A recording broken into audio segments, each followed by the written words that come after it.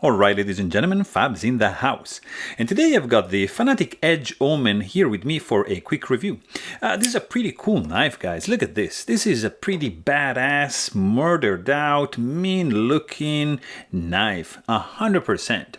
It's made by Fanatic Edge. It's going to be around $400, but this is discontinued. It has pretty cool titanium DLC coated handles with this cross-hatched diamond pattern going on. Really cool.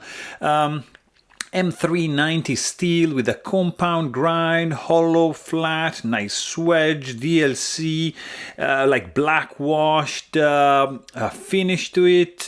Really nice recurve edge going on right over here. Blue anodized titanium pivot collar both sides, and look at this.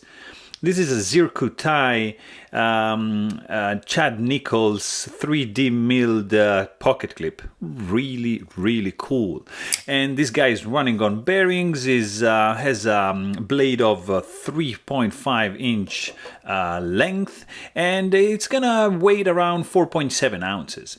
But hey, if you want to know more, please check out my full length review. But thanks for watching and stay tuned.